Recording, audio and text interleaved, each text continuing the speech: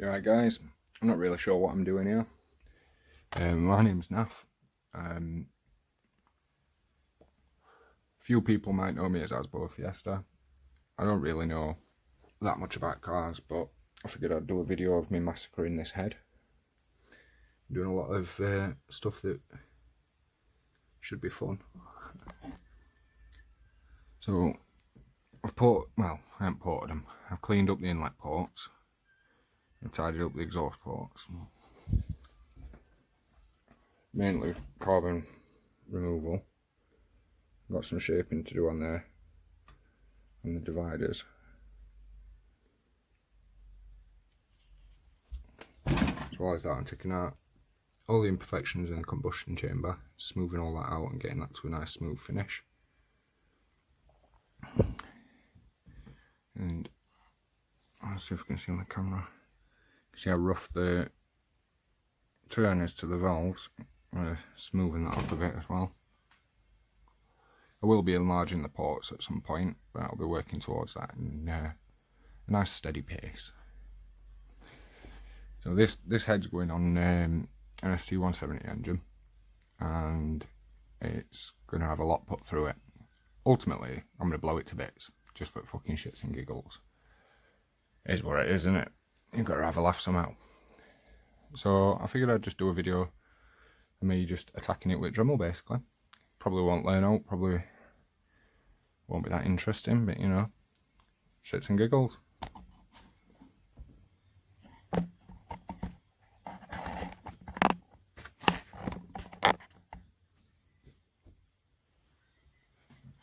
I've got the trusty old Dremel. Got a tungsten bear on there. I don't think it will. Oh, there we go. Just going to go for a round one, just for taking some of the rough edges of that bend fit valves. Got on a relatively low speed so it doesn't take too much material away. And be gentle with it, let the tool do the work. Sure we've all heard that before.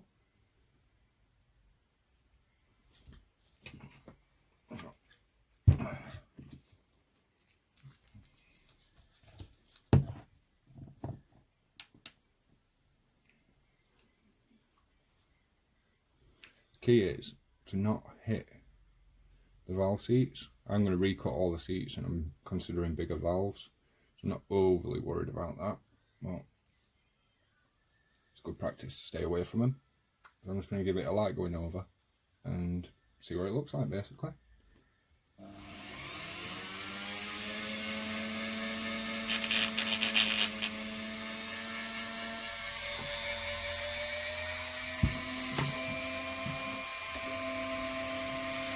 Just turned it up a bit, stop it snagging as much, because there we go. Already I've decided this is the wrong burr to use.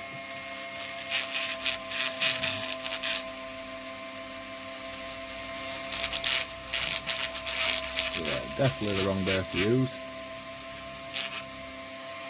So I think I'm going to go for something else. Let's see if we've got any 80 grits that'll go on it. I'll be back in a mo. So I'll put the 80 grit drum on.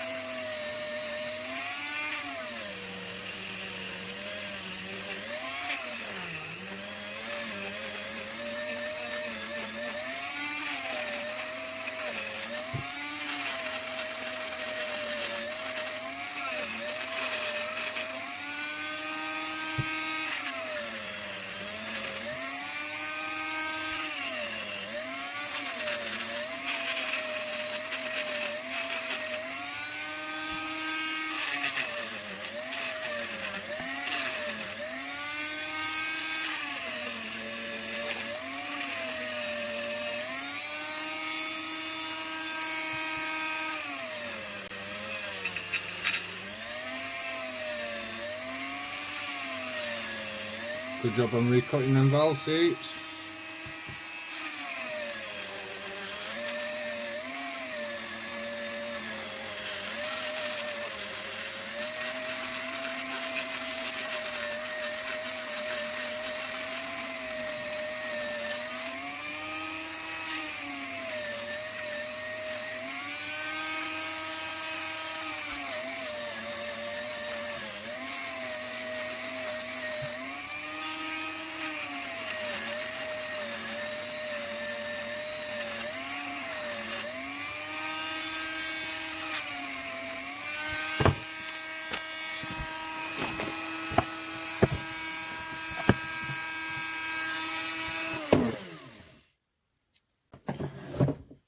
The thing about sanding drums is they don't last very long. I'll give you a quick look at what we've done so far. It's a bit shinier. It's not necessarily any better yet. You can see casting marks still. There's a little bit that's designed to make it swirl. You can just see it on the outsides next to the valve stems. Look at these ones, they're still dark in colour. There we go.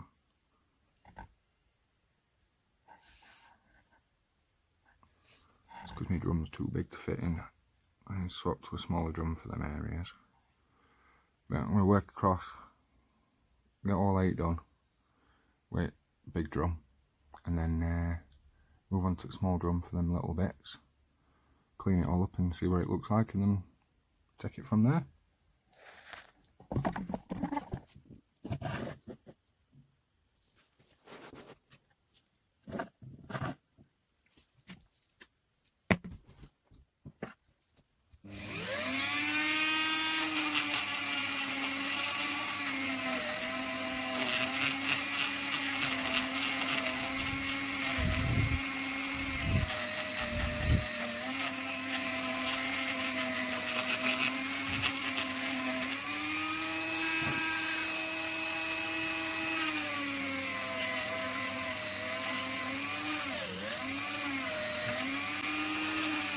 So I'm not necessarily expecting any gains from this. I mean, I've not even had my original setup dynoed, so it's not like I've got alt to compare it against. And by the time this gets onto an engine in a car that I'm running, I'll be on different management, so everything will have changed anyway.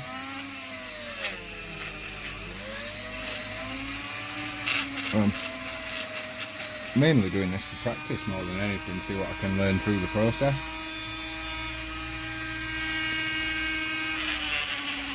Just try and take away all sharp edges so air can flow through nice and smoothly.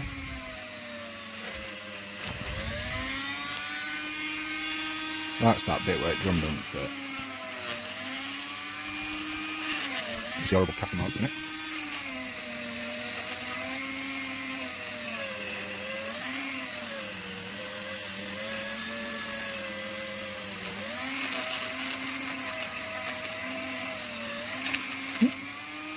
More scratches.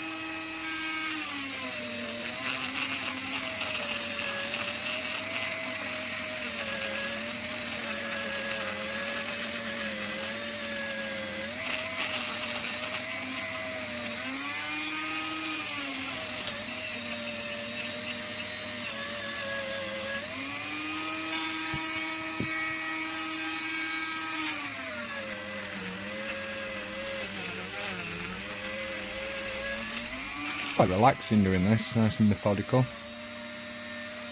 Just try and take all rough areas out of it, smooth everything off. And the hardest part is trying to make sure that you do the same stuff on every one.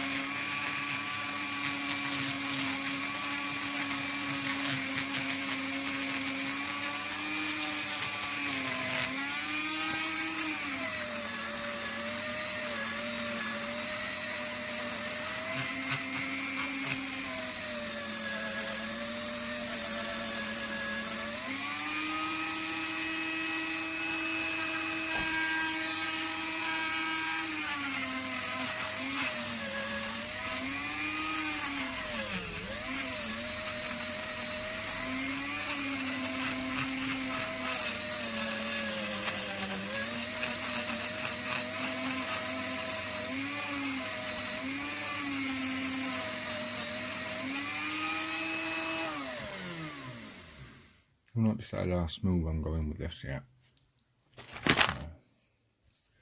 A lot of people say about leaving it slightly rough, but that's more so for carburetted engines, where it's got to carry fuel, because the turbulence helps keep the fuel atomised through carrying it through to the combustion chamber. On an EFI engine where the injectors are sat at the port, the fuel's atomised by the time it's in the stays atomised while it's entering the cylinders anyway, so it's not as big an issue.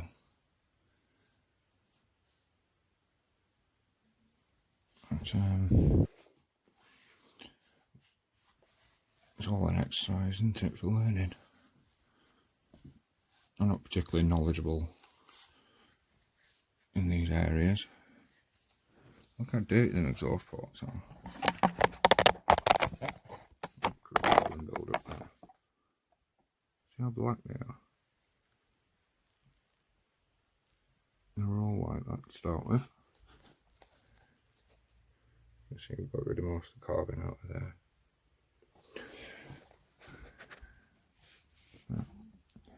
Yeah, so essentially, I'm self-taught in everything that I do. And I know I'm not super clued up and knowledgeable. I don't claim to be, and I don't try and convince people to do anything a particular way.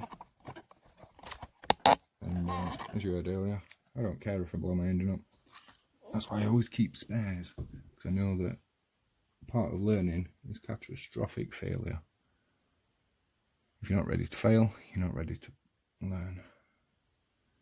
One of the things that I was nervous about on this was, when I started polishing the combustion chambers, these nodules stuck out quite far. And I figured if I did bigger valves, they were going to foul on that. So I've reduced these. I've still got a bit more to do, especially on the exhaust side, because I'm thinking about bigger exhaust valves as well. And they're to help direct the flow of the combustion process, so to speak. Also, I believe. So changing the shape of them is going to change the burn as well. That might carry a negative effect that I'm not 100% sure of. So what I'm trying to do is make everything smooth inside there so that it doesn't, well, so it helps me fight detonation, so to speak, because I do intend to go boosted or high compression, more than likely boosted. And we're going to do a stock internal run first, so I can build it and blow it up with standard pistons and rods in. And then once that's done, I'll be part way through building up my spare engine, and once that's up and running, I'll be able to test it further. Rambling now, I don't even know what I'm doing, because I'm trying to concentrate on two things at once, trying to change my sanding drum while talking. But yeah, so this engine's going to get pushed to its limits. Once it fails, it should have me somewhere in the region where I need to be map-wise for the following engine. I do intend on building a forged one eventually, but I've got a lot to learn in regards to mapping and stuff. So I don't want to learn on anyone else's car and blow someone else's car up, so I figured keep practicing on mine. Things I've done so far with it is I did a 2 litre Z-Tech swap to start with.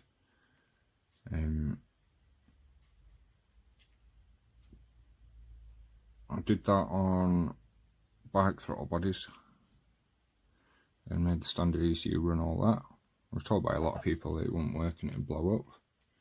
It weren't particularly fast, but it was good fucking fun.